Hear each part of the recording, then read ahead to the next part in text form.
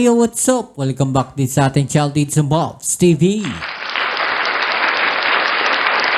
Alright, so tayo nagbabalik muli mga babaeng para sa isa na namang reaction, video at komentaryo at ang balitang ating pag-uusapan ngayon mula sa channel ni Ariel TV. At sabi nga po niya dito, no, Amerika pinagsabihan ng China na tigilan ang panghahamon neto, nakahanda ang alay. Sa alamin natin yan at pag-uusapan, malaking kaguluhan na nga ba ito? Malaking gera nga ba ito nga pagbabanta na to ng China, ng Amerika laban po sa China, no? Alamin natin yan at pag-uusapan. Pero syempre bago ang lahat, don't forget to subscribe sa channel ni Ariel TV at kung kayo naman ay bago pa lang dito sa ating channel, don't forget to click like button dyan sa ibaba at i-subscribe na rin ang ating channel.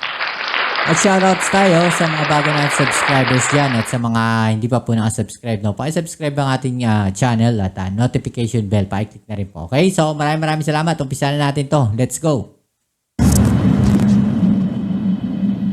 The United States stands with our Philippine allies in the face of these dangerous and unlawful actions. Magandang araw mga ka-Aerial Defense, may ibabahagi na naman ako sa inyo dahil ngayong araw na ito ay may bagay tayong pag-uusapan. Estados Unidos nakahandang rumesbak at pinagsabihan ang China, pero bago tayo magpatuloy wag mo muna kalimutan mag-like, share, and subscribe, paki-follow at like muna ng aming page na nasa description na ang link. Pinagsabihan ng US State Department ang China na itigil ang mapanganib at destabilizing action nito laban sa Pilipinas sa pinagtatalunang karagatan. Ito ay kasunod ng pagbangga ng China Coast Guard sa BRP Sindangan ng PCG at pagbomba sa resupply boat na una isa may 4, habang nagsasagawa ng rotation at resupply mission sa Ayungin Shoal nitong araw ng Martes. Kinundina din ng US State Department ang aksyon ng China na nagpakita ng pagbalewala sa seguridad at kabuhayan ng mga Pilipino at sa international law. Discussions with the Philippines about this matter, the latest actions, which are just the most recent in a series of provocative actions by the PRC, demonstrate once again a reckless disregard by the PRC for the safety of Filipinos and also for international law. By impeding the safe operation of Philippine vessels carrying provisions to Filipino service members stationed at 2nd Thomas Shoal, the PRC interfered in lawful Philippine maritime operations and in Philippine vessels' exercise of high seas freedom of navigation. And I will just say that the United States stands with our Philippine allies in the face of these dangerous and unlawful actions. And with respect to your question, Article 4 of the 1951 U.S.-Philippines Mutual Defense Treaty extends to armed attacks on Philippine armed forces, public vessels, or aircraft, including those of its Coast Guard, anywhere in the South China Sea. Inihayag ni US State Department spokesperson Matthew Miller na sa naging hatol ng International Tribunal noong 2016, na walang lawful maritime claims ang China sa karagatan sa paligid ng Ayungin na malinaw na nasa loob ng Exclusive Economic Zone ng Pilipinas. Sinabi pa ni Miller na sa ilalim ng US and Philippines Mutual Defense Treaty, saklaw ang anumang armadong pag-atake sa mga sasakyang pandagat ng Pilipinas kabilang na ang Coast Guard saan man sa disputed waters, kung saan minamandato ng US na suportahan ang Pilipinas sakaling magkaroon ng pag-atake. Samantala, tumanggi naman ang magbigay ng komento ang US official kung mag-uudyok sa treaty, ang panibagong panghaharas ng China sa mga barko ng Pilipinas na nagresulta sa minor damage at injuries sa Navy personnel ng bansa. Hindi nagustuhan ni Pangulong Ferdinand Marcos Jr. ang pinakabagong insidente sa West Philippine Sea kung saan binangga, binomba ng tubig at hinaras ng Chinese Coast Guard ang barko ng Pilipinas, habang nagsasagawa ng resupply at rotation mission sa BRP Sierra Madre sa Ayungin Shoal. Sinabi ng Pangulo na kakaalarma ang aksyon ng China sa West Philippine Sea na hindi pa rin i-invoke ang Mutual Defense Treaty sa Estados Unidos.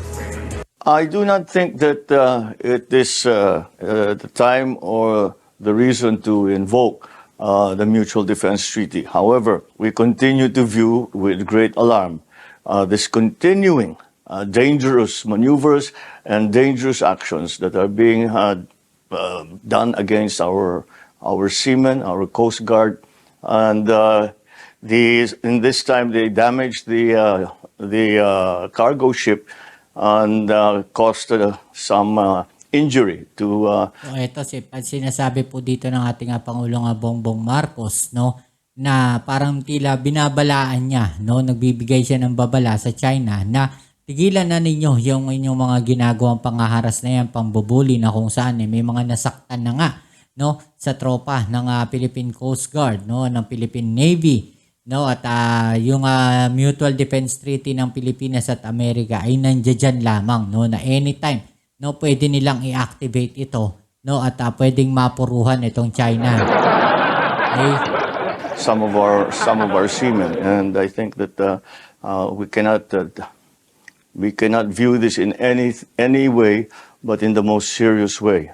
Once again, we will make our objections known and hope that we can continue to communicate to find a way so that such actions are no longer seen in the West Philippine Sea. Inihayag ng presidente na kakabahala na ang ginawa ng China Coast Guard dahil nagresulta ito sa pagkasira ng cargo ship at pagkasugat ng 4 na personnel, sinabi ng Pangulo, dahil dito maghahain ang Pilipinas ng protesta laban sa China, at umaasa na may pagpapatuloy ang pag-uusap ng gayon makahanap ng paraan ng sa gayon hindi na mauulit pa ang mga ganitong insidente sa West Philippine Sea. Tahasang inihayag ni Pangulong Marcos, na ang presensya ng 2 Chinese research vessel sa Philippine Rise ay malinaw na panghihimasok sa teritoryo ng Pilipinas at nakakabahala ito. Sinabi ng Pangulo na posible ang kanilang presensya sa Philippine Rise ay escalation sa nangyayaring tensyon sa West Philippine Sea. Binatikos noong Miyerkules ni Defense Secretary Gilberto Teodoro Jr., ang China dahil sa mga hindi sibilisado nitong mga aksyon na humantong sa pagkasugat ng 4 na tauhan ng Philippine Navy sa West Philippine Sea. Reaksyon ni Teodoro sa pinakabagong insidente sa Ayungin Shoal, kung saan 2 barko ng China Coast Guard ang gumamit ng water cannon laban kay Anisa May 4, isang barkong kinentrote ng Navy para sa regular na resupply mission para sa BRP Sierra Madre. Ang pag-atake ay humantong sa pagkabasag ng salamin na bintana ng bangka, na nagdulot ng maliliit na sugat sa mga tauhan ng Philippine Navy. Tinanggihan din ni Teodoro ang pahayag ng China na ang mga aksyon nito ay alinsunod sa batas upang ipagtanggol ang sarili nitong soberanya, karapatan, at interes. Inihayag ni Mandaluyong Representative Natalie Gonzales, Chair ng House Special Committee on the West Philippine Sea, panahon ng buhusan ng pondo ng gobyerno ang pagpapalakas sa pagbabantay sa West Philippine Sea. Ayon kay Gonzales, sa 2024 national budget ay nagkaroon ng isyu matapos alisan ng pondo ang ilang civilian agencies para mailipat sa security agencies na nagbabantay sa West Philippine Sea, kaya naman sa pagpaplano ng pambansang pondo para sa susunod na taon, maliban sa edukasyon at kalusugan ay buhusan na rin ng pondo ang mga pangangailangan para mabantayan ang ating teritoryo, punto ni Gonzales. Para mapalakas ang presensya ng Pilipinas sa pinag-aagawang teritoryo ay kailangan na madagdagan ang ating mga barko na nagpapatrolya doon. If you will recall, last budget, nagkaroon ng issue dyan ng di ba, yung nag-realign, natanggal yung mga confidential ng other agencies of the government. At one ginawa ng House is to realign it to particularly to the needs of yung mga West Philippine Sea na task force na doon, kung ano kailangan. What I'm saying is, na ngayon, we will now take up the budget of 2025. No? Sooner or later, there's going to be a budget call. Budget call ng DBM, magbabudget call na yan. Siguro, by this time, alam naman ang kailangan alam naman ang kailangan ng gobyerno. Ano ang kailangan natin doon sa West Philippine Sea? Na hindi lang pwedeng, kailangan nila ng barko, kailangan nila ng Coast Guard, kailangan nila ng mga helicopter, etc. Whatever it is.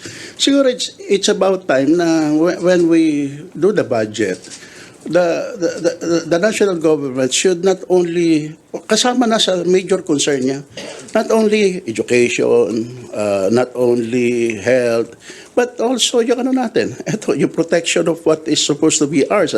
Kasi kung wala tayong, yung talagang the real presence natin doon by having mas marami mga barko, will somehow makaka-prevent ng mga bullying natin. But kung we will not give them the ample ships na kailangan nila, whatever, then mahihirapan talaga sila. Yun ang palagi naman nirereklamo ng Coast Guard, ang mga barko nila maliliit, yung pag-supply nila ng mga maliliit, ang bagal ng takbo. Kaya it's about time that that the government should also recalibrate yung pag ano ng pondo to include also yung mga kailangan natin to protect yung ating West Philippine Sea. Aminado naman ang Philippine Coast Guard at Armed Forces of the Philippines na malaking hamon ang pagpapatrolya sa karagatan, dahil sa limitadong kagamitan gayon din ang maliliit na barkong gamit sa resupply mission sa West Philippine Sea kumpara sa mga barko ng China. Ipinaliwanag din ni Gonzales na sa kabila ng hindi pagtugon ng China sa mga inihaing diplomatic protest, ayon sa mambabatas mahalaga ang patuloy na paghain ng protesta upang iparating na hindi tinatalikuran ng Pilipinas ang teritoryo nito.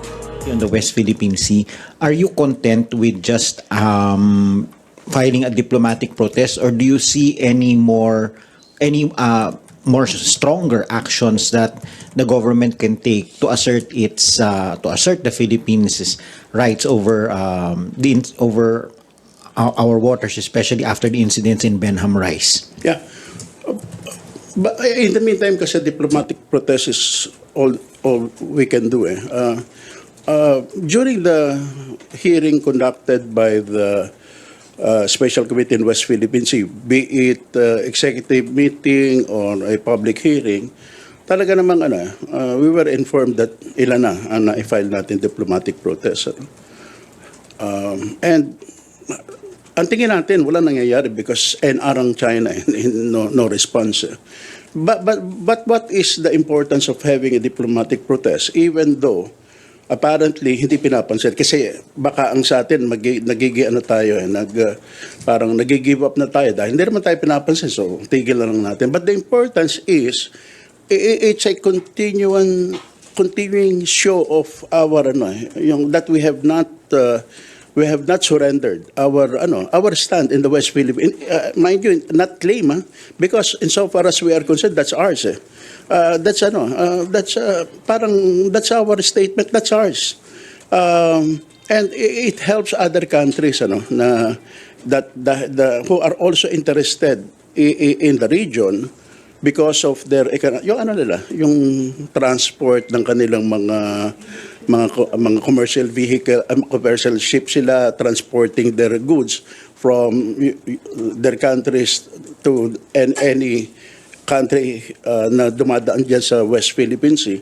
And they are also nakakatulong sa kanila na to help us in condemning China, and ang maganda ngayon, meron ng mga video na ipapakita, kasi unlike before, pag inire-report mo lang walang visual, sabihin winwater cannon, baka hindi nila alam. People do not realize the kind of yung strength ng water cannon na ginagamit. Baka kala nila garden hose lang yung ginagamit. But now, nakikita na malakas, tapos nakikita na talagang very dangerous sa mga maneuvers, binabangga, and nakakatulong to in mga countries in helping us. Alright, so mga babayan, yun na nga yung sinasabi natin, mas nakikita nila ng ibang bansa kung ano yung ginagawa ng China dyan po sa West Philippine Sea at dun sa mga tropa natin dyan sa West Philippine Sea. Okay, so kayo, anong masasabi ninyo sa balita na to? I-comment nyo dyan sa ibaba ang inyong mga opinion at atin yung pag-usapan, alright?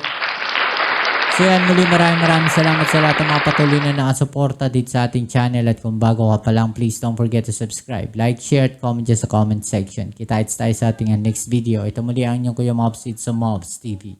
Peace!